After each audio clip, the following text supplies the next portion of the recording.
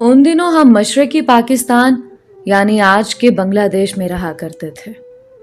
सबाहत, मैं और नीलोफर तीनों एक साथ एक कॉलेज में पढ़ते थे। हम तीनों की दोस्ती भी इस बिना पर थी कि हमारे घर करीब करीब थे। सबाहत मेरा चचाजाद था। वो नीलोफर से प्यार करता था। नीलोफर भी उसे चाहती थी। वो भी मेरी पक्की सहेली थी और अपनी कोई बात मुझसे नहीं छुपाती थी। इसी तरह सबाहत अपने दोस्त खावर से कोई बात नहीं छुपाता था। बताती चलूं कि खावर मेरे मामू का बेटा था। वो भी हमारे साथ पढ़ता था, यानी एक ही कॉलेज में, लेकिन उसके मज़ामीन अलग थे। लिहाजा वो दूसरी क्लासेस में होता था, जबकि हम तीनों हमा वक्त एक साथ रहते थे कि हमारे मज़ामीन एक थे। मगर छुट्टी के वक्त हम साथ ही घर आते थे। उन दिनों मशरकी पाकिस्तान बांग्लादेश नहीं बना था। दिलों में मोहब्बतें सच्ची थीं, आपस में कदूरतें भी नहीं थीं। नीलोफर बंगाली थी, जबकि बंगाली तो हम भी थे, मगर हम उर्दू बोलने वाले बंगाली थे। गर्चे हमें भी बंगला ज़ुबान पर उबूर हासिल था, लेकिन हमारे बड़ों की ज़ुबान उर्दू थी। ताहम इन बातों से तब दोस्तियों और दिलों में कोई फ़र्क नहीं आता था। खावर पर नीलोफर और सबाहत दोनों ही एतबार करते थे, लिहाजा वो अपने खतूत खावर के ज़रिए एक दूसरे को भेजा करते थे। उन दिनों मोबाइल फ़ोन थे नहीं, पैगाम रसानी का ज़रिया खतूत ही हुआ करते थे। खावर दोस्त की खातिर उसकी डाक पहुंचाने का काम कर दिया करता था। सबाहत का ख़त नीलोफर तक पहुंचाना और नीलोफर का जवाब सबाहत तक लाना उसका रोज़ का मामूल था। सबाहत और नीलोफर की दोस्ती इतनी बढ़ी कि मुलाकातें कॉलेज से बाहर भी होने लगीं। ये मुलाकातें तन्हाई में होती तो भी खावर उनका राज़दां और अमीन होता था। हर मुलाकात के बाद नीलोफर मुझसे और सबाहत खावर से अपने दिली जज्बात बयान करता। वो खुशी जो उन्हें एक दूसरे से मिलकर होती थी, जब तक वो हम दोनों से उसका इजहार ना कर देते, उनको सुकून कल्ब हासिल ना हो पाता था। सबाहत तो हर बात ही अपने दोस्त को बताता था, गोया उसकी अपनी ज़ात खावर से अलग ना थी, बल्कि वो उसकी ज़ात का एक हिस्सा था।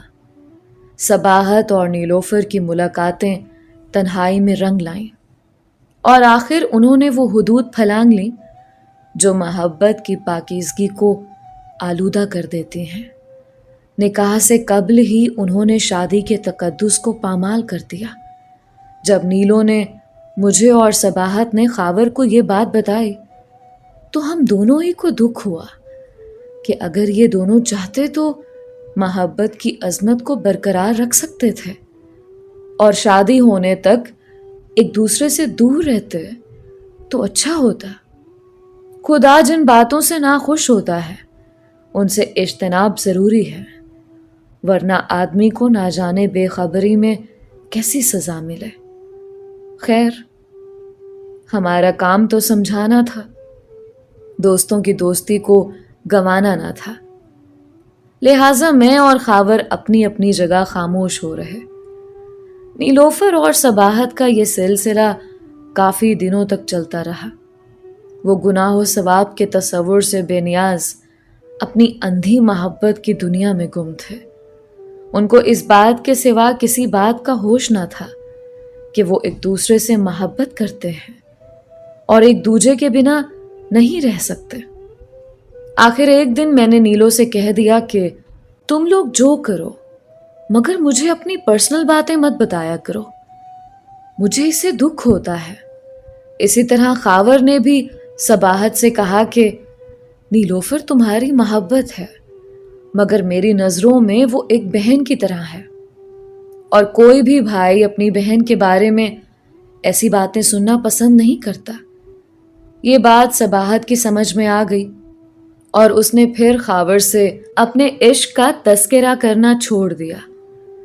इत्तेफाक की बात कि उन्हीं दिनों जब मशरक़ी पाकिस्तान बांग्लादेश बना तो صباحت نے مجھ سے کہا کہ وہ نیلوفر کا حال معلوم کرنے دیناج پور جانا چاہ رہا ہے۔ ان دنوں ہم دیناج پور سے ڈھاکہ آ چکے تھے۔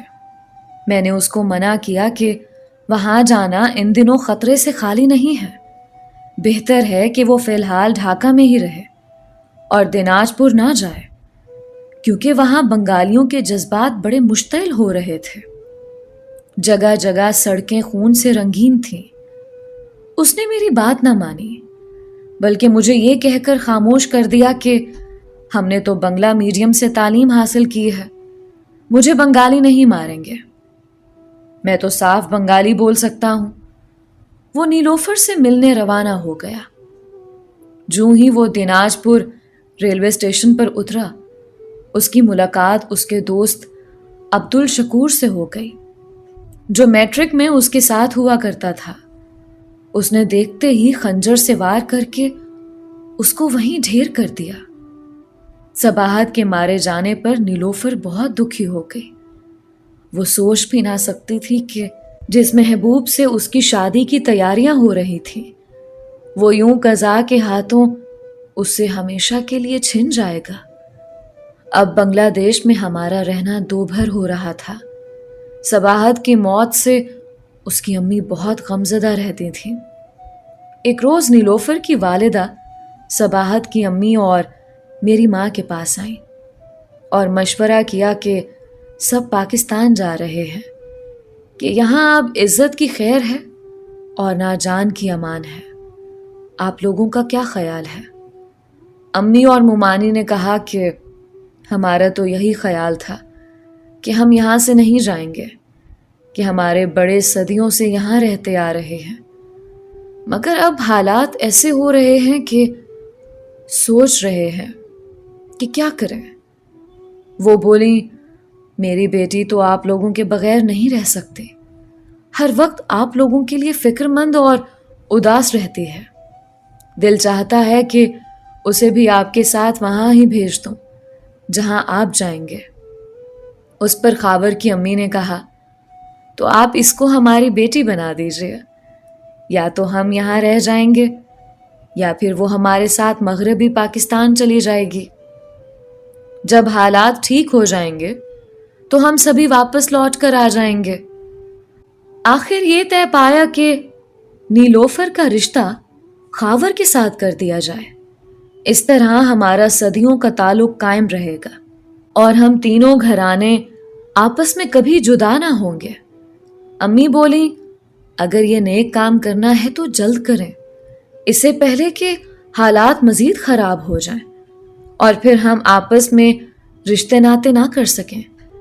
نیلوفر کی والدہ بھی ڈھاکہ آ گئیں اور ہمارے گھر کے پاس گھر لے کر رہنے لگیں۔ اب ہمارے گھروں میں ایک دوسرے کے ہاں آ جانے میں کوئی دوری اور دشواری نہ رہی تھی۔ ہمارے درد و غم اور مسائل مشترکہ تھے۔ ایک روز خاور کی امی نے اسے بتایا کہ بیٹا، تمہاری شادی کی بات میں نے طے کر دی ہے، لڑکی بہت اچھی ہے، تم کو بھی بے حد پسند آئے گی۔ خاور کچھ نہ سمجھا اور پوچھتا رہا کہ مجھے بتائیں تو صحیح، آخر کون سی لڑکی ہے جو میں نے دیکھی ہوئی بھی ہے اور مجھے پسند بھی ضرور آئے گی۔ اس کی اماں تو کچھ دنوں تک یوں ہی مسکرا کر پہیلیاں بجھواتی رہیں۔ آخر جب شادی کی تاریخ طے کرنے لگی تو بڑے اعتماد سے بتایا کہ نیلوفر سے میں نے تیری شادی طے کر دی ہے، یہ ہمارے دیکھے بھالے لوگ ہیں، شریف بھی ہیں اور پیار کرنے والے بھی۔ تم بھی تو نیلوفر کی بہت تعریفیں کرتے تھے اور صباحت کے قتل ہو جانے پر دکھی تھے، تو اب اس دکھ کا یہی مداوع ہے کہ ہم اس کے زخم کا مرہم بن جائیں۔ میں نے تمہاری تعریفوں کو مد نظر رکھتے ہوئے نیلوفر کی امی سے اس کا رشتہ مانگ لیا ہے۔ مومانی کا یہ کہنا تھا کہ خاور کے پیروں تلے سے زمین نکل گئی۔ وہ ماں کو کیا بتاتا کہ کیسی کیسی باتوں سے وہ آگاہ ہے جن سے وہ بے خبر تھیں۔ وہ بہت پریشان رہنے لگا۔ بے خبری میں موت بھی آ جائے تو تکلیف ایک پل کی ہوتی ہوگی۔ मगर जानबूझकर कौन फांसी चढ़ता है। उसका तो ये हाल था कि अब जीता था ना मरता था। उधर नीलोफर भी गुमसुम थी। वालिदैन से कुछ कहना भी चाहती थी तो ना कह सकती थी। उन्होंने उसे बता दिया था कि अगर तुम्हारी शादी खावर से हो गई तो उसकी फैमिली को हिजरत ना करना पड़ेगी। हम उनको अपना लेंगे तो सारे लोग उनको अपना लेंगे, वरना ऐन मुमकिन है कि ये बेचारे अपना वतन छोड़ने पर मजबूर हो जाएं। इस बात पर नीलोफर बेचारी गुंग रह जाती। उधर शादी की तैयारी इसलिए जल्द जल्द होने लगी कि अभी हालात तमाम जगह खराब नहीं हुए थे। आगे क्या होने जा रहा था ये तो खुदा जानता था, मगर अंदेशे तो डरा रहे थे। बरी के जोड़ों पर गोटा किनारी टांकी जा रही थी और खावर का ये आलम था कि सांस लेना भी दुश्वार हो रहा था।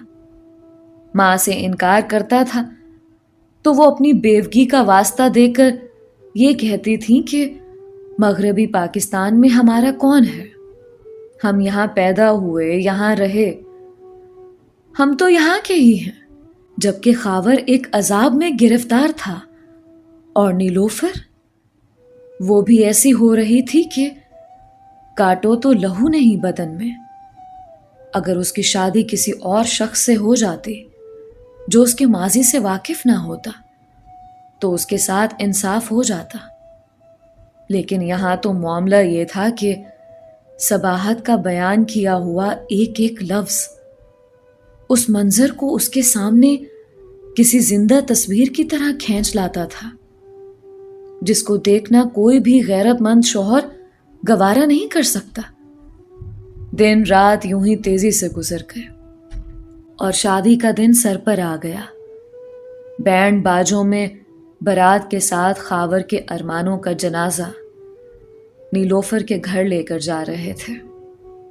उसके जहन पर सबाहत और उसका माजी सवार था। घूंघट उठाए सेज पर बैठी दुल्हन दरअसल उसकी नहीं, सबाहत के हाथों पामाल होने वाली एक कली थी। उसने अपने अंदर की तमाम कुव्वत को जमा किया और बड़ी मुश्किल से खुद को घसीट कर सेज तक पहुंचा, जहां सुर्ख कपड़ों की गठड़ी बनी सर झुकाए वो बैठी थी। खावर ने अपने हाथों से उसका घूंघट उठाना चाहा, मगर ऐसा ना कर सका। उसकी नजरों के सामने वो नजारा घूम गया।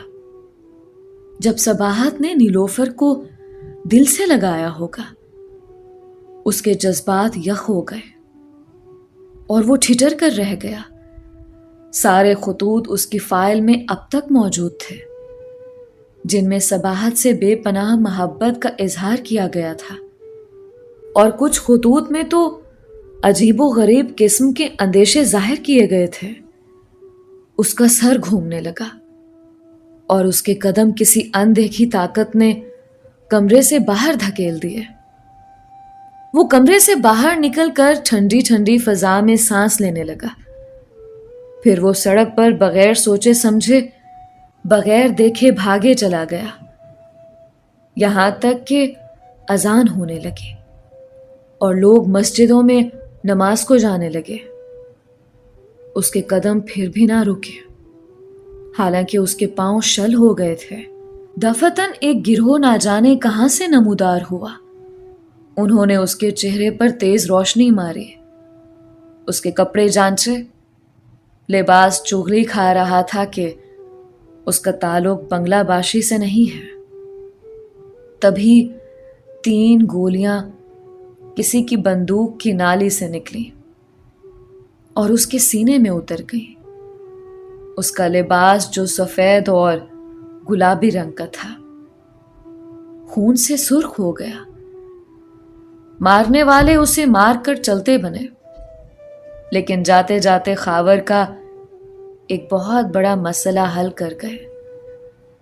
वो जिस सरजमीन को अपना वतन मानता था, जहां उसके बाप दादा और फिर वो पैदा हुआ था, اسی سرزمین نے اسے پناہ دے دی اور وہ وہاں دفن ہوا، لیکن اس سرزمین کے سیاسی بٹوارے نے اس کے خاندان کو پھر بھی پناہ نہ دی۔ صباحت اور خاور کی قربانی کے بعد ہمارا خانوادہ اب وہاں کیوں کر رہ سکتا تھا؟ ہم نے بھی کوچ کرنے کی ٹھان لی اور ہم مغربی پاکستان آ گئے۔ ہمارے اسی وطن نے پھر ہم کو پناہ دی۔ ہمیشہ کے لیے ہم غریب الوطنی کا شکار ہوئے، اور جس طرح جن حالات میں ہوئے وہ تو ہمارا دل ہی جانتا ہے۔ ماموں، چچا، خالہ، تایا اور ہم سب نے اکٹھے ہجرت کی۔ گھر بار، فیکٹری، کاروبار، 2 جوان سال بیٹے چھوڑ کر سب کو خدا حافظ کہہ دیا۔ مگر افسوس، ہم نیلوفر کو خدا حافظ نہ کہہ سکے، جس کا سجا ہوا مکھڑا دیکھنے کی ہم میں سے کسی میں تاب نہیں تھی۔ نہ جانے نیلوفر اور اس کے ماں باپ، بہن بھائیوں پر کیا بیتی ہوگی، مگر میرے دل پر تو آج بھی ایک دن کی دلہن نیلوفر کے دکھ کو سوچ کر قیامت بیت رہی ہے۔ دوستو، یہ تھی نیلوفر، صباحت اور خاور کی کہانی۔ اپنی رائے کا اظہار کامنٹس میں ضرور کیا کریں، اور اپنی کوئی بھی کہانی مجھ سے انسٹاگرام پر شیئر کریں۔ ملتے ہیں ایک نئی کہانی کے ساتھ۔ مجھے اپنی دعاؤں میں یاد رکھا کریں۔ علیزہ کمل کو اجازت دیجیے۔ اللہ ہمارا حامی و ناصر رہے۔